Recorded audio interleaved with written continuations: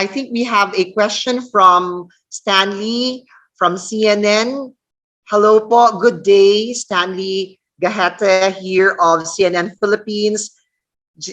Just want to ask, now that the Duterte signed a bill postponing Bangsamoro region elections to 2025, how will we ensure the safety and security of voters' choice to avoid these long due electoral fraud cases? That's the first question. Then what are our current efforts, and how will we strengthen intelligent kind of voting of our citizens? So perhaps we can have Datu Mike first, and then we'll have Salic, and then of course Carol. Fraud. We are starting again with fraud. I thought I was trying to lend my positive thinking towards drawing away from the imagery that we are all about cheaters. We are all cheaters. Now, that's why I was against the MILF through the Bangsamoro Justice Party, United Bangsamoro Justice Party, participating in this election. I did not want them to have a proxy politics to start with as a practice. So they can field their candidates come 21, 25. But what does this mean? They can no longer participate in the current election. They can, because they are not going to vote for members of parliament. They are going to vote for the president, the vice president, the senators, the governors, the vice governor, the board members, the mayors, vice mayor, councilors. So they are going to participate as electorates. But can they campaign for these candidates? I don't think we should deprive them as citizens to campaign. But if they will go money politics as usual, business as usual, then they are not going to build constituencies. The building of constituencies for the parliamentary system starts now. It cannot be tomorrow. It cannot be after they get involved in another fraudulent election. I hope I have been as blunt as I can be. Thank you, Datu Mike. Perhaps we can have a reply from Salik and then Carol. Yes. As what I have said, hindi naman lahat. May mga instances na yung mga may mga politicians na nanalo dahil mahirap na silang dayain, dahil marami talaga nagsusuporta. Ito yung nangyari yung time na nauso ang mga alim, mga religious leaders dito sa Lanao del Sur. Sa tingin ko, hindi lang sa Lanao Sur, pati siguro sa tingin ko yung sa the Akbar of Basilan. Parang ganun din yan. Siguro meron pang iba. Yun na yung matandaan ko na nanalo sila dahil meron silang call for change na panawagan, at saka more religious na panawagan. Hindi sila kinayang dayain. Para sa akin,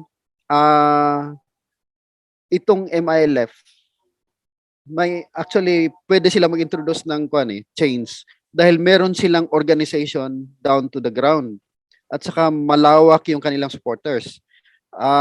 Ang gagawin lang nila is yung gagawin yung mga itong organization nila into a political party, hindi yung UBJP.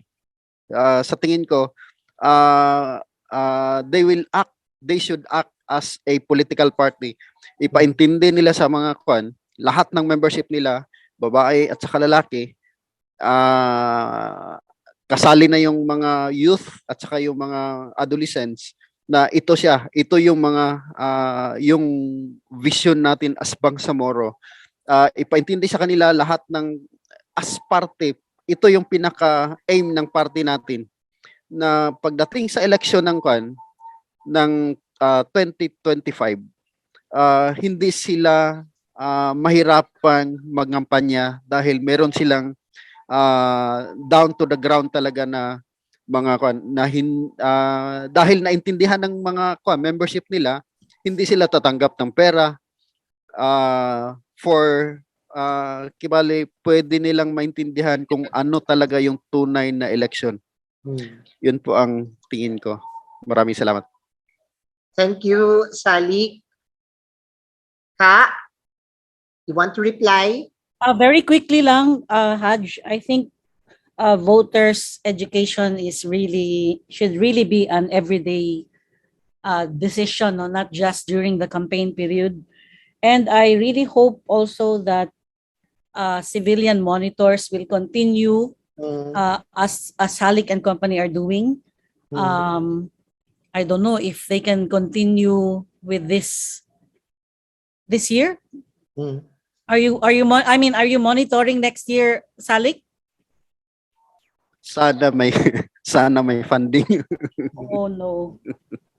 Yun, kasi parang as Datu Mike had earlier said nga, the image is really about the cheating part, no?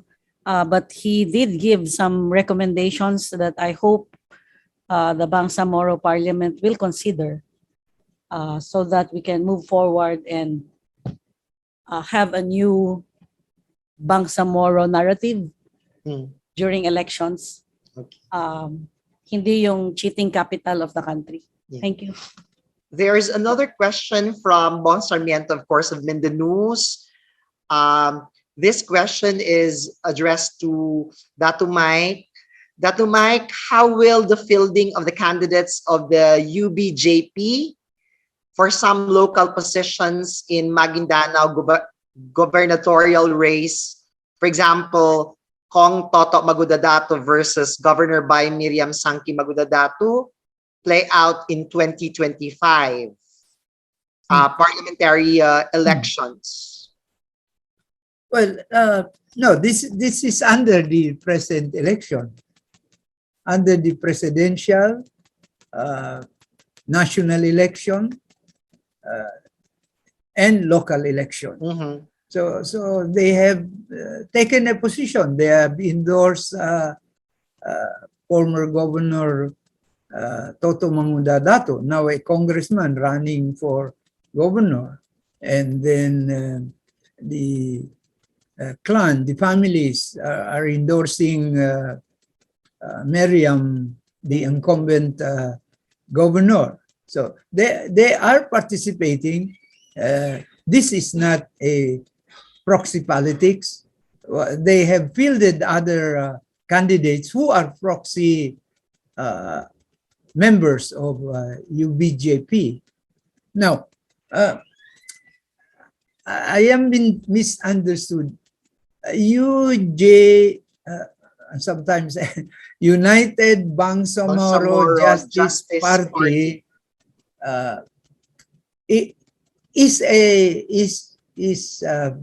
is modeled on the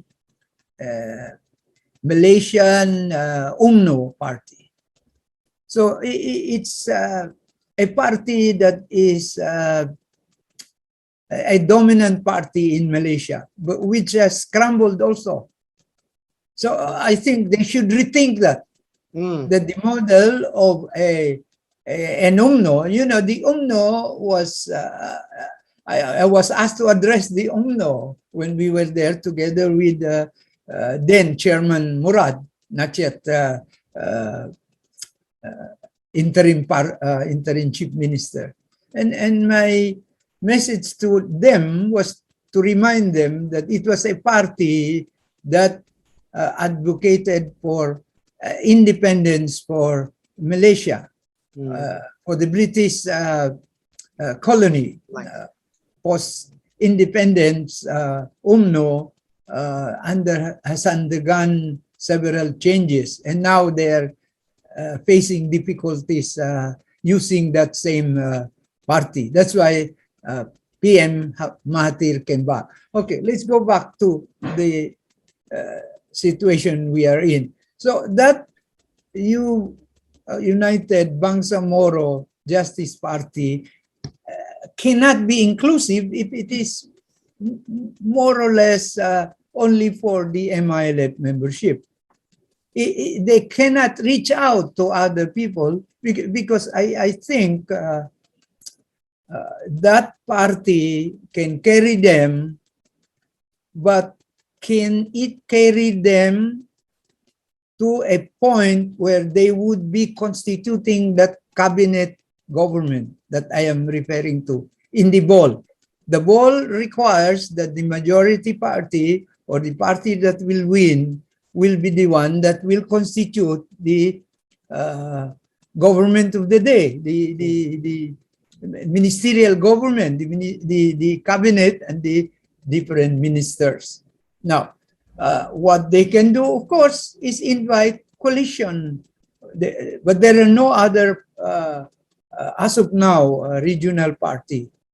Maybe in the course of the 3 years, there will be other parties that could be registered. This is different from the party list. So is it too early now for the UBJP to engage in politics, Datu Mike? No, the politics is politics. They can engage in politics. We're not preventing them as citizens to engage in politics. What we are talking about here is the parliamentary structure. That's why the last workshop they had, where a member of a Scottish parliament was brought into the discussions. He was a professor, I think. I was not there. So they were trying to prepare them for that election, parliamentary election. Now, you see, maganda rin ito. This is also good because we are trying to delineate between the, you see, pardon me again, if you hear this Chief Minister Murad, you are behaving like a regional governor, no different from Hataman. So behave like a Chief Minister. Call the cabinet government to a position where they can behave and act in parliament. The trouble is some members of the parliament cannot even read and write. I'm sorry to say this, but this is the reality. And I would not be Mike Mastura if I did not say this in this forum. Of course, Datu Mike. There is a special request, of course, from Gail here. Ali Makabalang, are you in? Are you in the room, Zoom room, Ali? Ali is actually from the Bangsamoro Press Corps. Ali, you can actually have 2 minutes only. 2 minutes. Okay, I can make it 2 seconds and 2 hours. Anyway, I corroborate actually the presentations, believe me. But on gusto kong isalin sa application yung unpacking voters in BARM on the aspect of, for instance, lahat ng narekomenda. But from the point of view of a journalist, ako po na-cover ko physically ang election pa Wahab Akbar time sa Basilan, sa Kurtan against Loong in Sulu, Jerry Matba against Sahali in Tawi-Tawi, Lanao Sur, lahat na po yan kasi I am from the province. And then in Maguindanao. I really believe that the technology to cheat has been imported sa Pilipinas. And I'd like to recall because remember po, ang una-unang instance of zero happened in the election of the interim Batasang Pambansa. Mm. Maranao Arguillas, who eventually became a commissioner of COMELEC on the basis of his becoming a victim of zero voting. KBL kasi ang ruling as mentioned by Kaka Mike Mastura. Regional ang election ng IBP. So because Ali Di Mapuro was pushing for his brother-in-law, Linang Mandangan, he zero Manguntao Arguillas all over Lanao Sur. Unfortunately, the zero area covered Barangay Guro in Marantao, which is actually a town na controlled by the Guro. So when he filibustered before the Supreme Court, sabi niya, my God, I may not be a good relative that I was not voted by my relatives, by my wife, by my children, but where is my vote in heaven's name? So declared na annulled po ang election, and then na annulled, meaning forfeited yung representation ng Lanao sa IBP, it was transferred to North Cotabato by Roldan. Now, ganito po ang gawin natin kasi actually ang BARM happens to be the capital not only of cheating but every bad adjectives that I can think of. The capital of the killing zone of media people covering politics as evidence in the 2009 elections. Now, the vote buying, yung sinasabi po na do not behave, addressed by Chairman Abalos, was my friend, sa mga election workers, do not be tempted. Sila mismo hindi na tempted. I work out and I covered this. As a matter of fact, banner ito sa Philippine Daily Inquirer 1992 election, pumunta yung mayor ng Bacolod, Calawi. Sabi niya, God damn it, this fellow took from money from me and he also took from another. He's a rival candidate in Bacolod, Calawi. So sabi niya, pinatalo niya ako, I will kill him. When he's dead, write this. And I did not make any investigation. I immediately wrote because po shaped yan because of being imported from national political kingpins in BARM area are being tolerated by Manila, allowing this to do this, zero dyan, zero doon. Remember Justice Manuel Pamaran, he convicted all mayors and treasurers in Lanao Sur for more than a dozen years. They were exonerated. Okay. So anyway, ang ano ko rito po ngayon, our questions, because the question, sir. Okay, what we journalists can do about this? Okay. Thank you, Sir Ali. And we have, of course, Carol. Carol can ably answer that. What can journalists do? No? In the context of all these complex realities, electoral realities in the BARM? Very simple. Report the truth. Ayun. Okay. Thank you, Ka, for the very brief answer, no? To report the truth, no, from the ground. At this juncture, I'd like to read the question from the Philippine Daily Inquirer. Julie, I think Julie's still here. Julie, is there a solid MILF vote? There is no solid MILF vote. Well, not yet anyway. There is no solid Muslim vote. I don't think there is also an Iglesia ni Cristo solid vote. There is none. That's a fiction again. That's a part of the imagery, the stereotyping. Of course, command vote by reason of affinity or affection to a given group, clan, families, and so on. But we are not talking about the voters there. You see, when I address the voter, the individual person voting, then there is, because in the behavioral analysis of voters, you have the voter first, and then a partner. The partner may not be with the couple, the husband and wife, or whatever relationship. It may be the son. Or, of course, we have the family also, the members, and they go together. Now, when we make generalizations, like is there such a thing as Muslim vote? Well, Muslims voting together in a region is like the Ilocano voting together in the north. So are these predictable? Because that's the question for behavioral science. Can we predict that this set of voters will go this way or that way?